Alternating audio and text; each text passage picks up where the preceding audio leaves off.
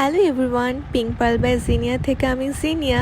আমি আবারও চলে এলাম আমাদের কক্সবাজারের ডে 4-এর পার্ট 2-র ভিডিও নিয়ে। আমার লাস্ট ভ্লগে আমি আপনাদের সাথে শেয়ার করেছিলাম আমরা সি মাউন্টে লাঞ্চ শেষ করে মারমেড বিচ রিসর্টে চেক ইন করি। যদিও আমাদের চেক ইন টাইম আরও আগে ছিল, যেহেতু আমরা অনেক নতুন নতুন জায়গা এক্সপ্লোর করি তাই আমাদের একটু চেক ইন করতে লেট হয়ে যায়। আজকের ভিডিওতে আমি আপনাদের সাথে শেয়ার করব আমাদের মারমেড বিচ রিসর্টের রুমটা কেমন ছিল এবং আমরা সেখানে সারাদিন কি করি।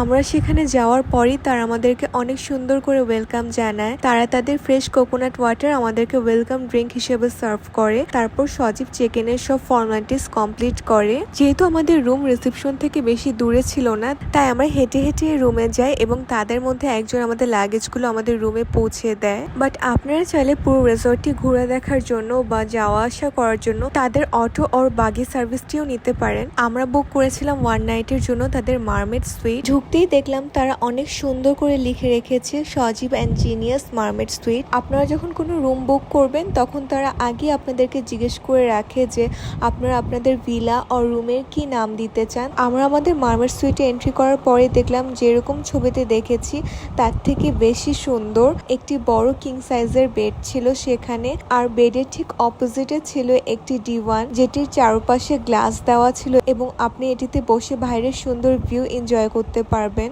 এবার চলে যায় ওয়াশরুমে।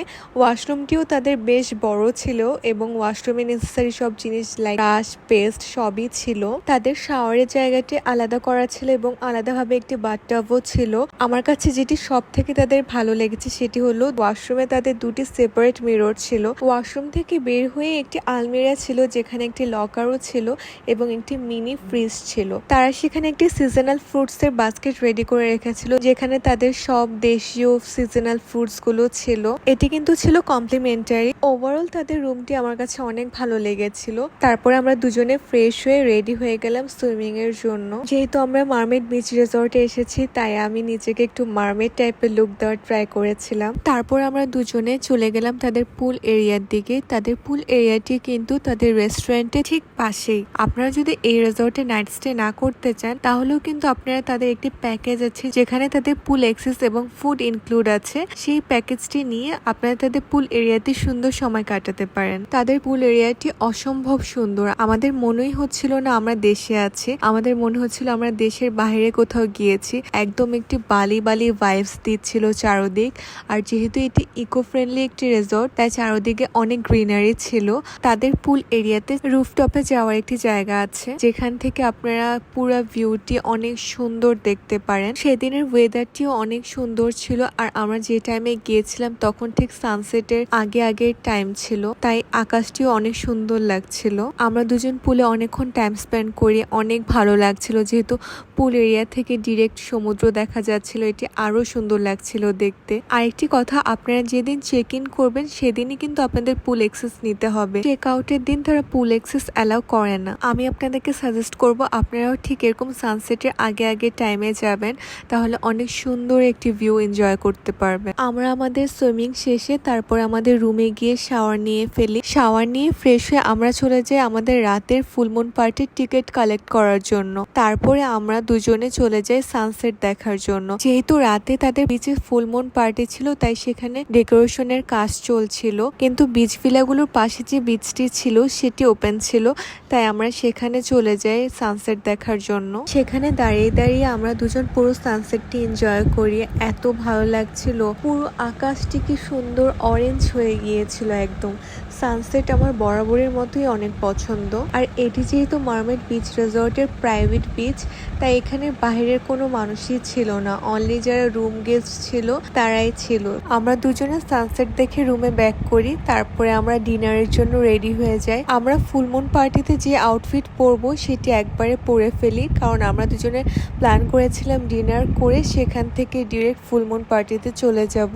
এরপর আমরা ডিনারের জন্য বের হয়ে যাই। বের হয়ে দেখি পুরো মারমেড রিসর্টটি অনেক সুন্দর লাইটিং করা। দিনে একরকম সুন্দর এবং রাতে আরেক রকম অন্যরকম সুন্দর। আমরা ফার্স্টে ভেবেছিলাম যে আমরা ইনডোরে বসবো, তারপরে আমরা ইনডোরে বসার পরে মনে হয়েছে যে না, আউটডোরটা বেশি সুন্দর লাগছে, চারদিকে লাইটিং করা আর এত সুন্দর ওয়েদার ছিল সেদিন, আর আকাশেও একদম ফুল মুন দেখা যাচ্ছিল। তাদের মেনুতে কিন্তু আপনারা অনেক টাইপের আইটেম পেয়ে যাবেন। আপনারা চাইলে তাদের মেনু থেকে অর্ডার করতে পারেন, আর সেখানে সি ফুড ডিসপ্লে করা থাকে, আপনারা সেখান থেকে ফিশ নিজের পছন্দ মতো অর্ডার করতে পারেন। আমরা দুজনেই ক্যান্ডেল লাইট ডিনার অনেক পছন্দ করি। আমরা যখনই ভ্যাকেশনে যাই আমাদের পুরো ট্রিপের মধ্যে একটা ক্যান্ডেল লাইট ডিনার থাকাই লাগবে। আর এত সুন্দর রোমান্টিক এনভায়রনমেন্টে ডিনার করার মজাই আলাদা। আমরা তাদের মেনু থেকে অর্ডার করি হোল গ্রিল রেড স্ন্যাপার, সেখানে সাইডস হিসেবে ছিল mashed potato and sauteed vegetable, আর আমরা অর্ডার করি সি ফুড ফ্রাইড রাইস। তাদের প্রত্যেকটি খাবারই অনেক ফ্রেশ অ্যান্ড অনেক টেস্টি ছিল। আর আরেকটি জিনিস যেটি তাদের আমার অনেক ভালো লেগেছে সেটি হচ্ছে তাদের ফুডের প্রেজেন্টেশন। তারা অনেক ইউনিক ভাবে ফুড সার্ভ করে। আমরা ডেজার্ট হিসেবে তাদের মেনু থেকে কোকোনাটের একটি ডেজার্ট অর্ডার করি। আমার এই ডেজার্টটির নাম এক্স্যাক্টলি মনে নেই, তারা বলেছিল এটি কক্সবাজারের আঞ্চলিক একটি ডেজার্ট, কিন্তু ডেজার্টটা অনেক মজা ছিল। এত সফট ক্রিমি আর কোকোনাটে একটা ফ্লেভার ছিল, আমাদের দুজনেরই এটি অনেক মজা লেগেছে।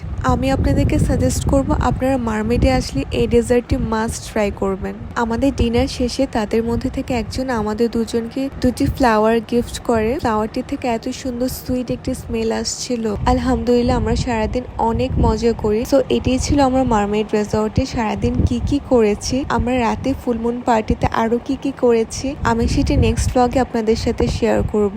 আজকের জন্য এ পর্যন্তই। আল্লাহ হাফেজ।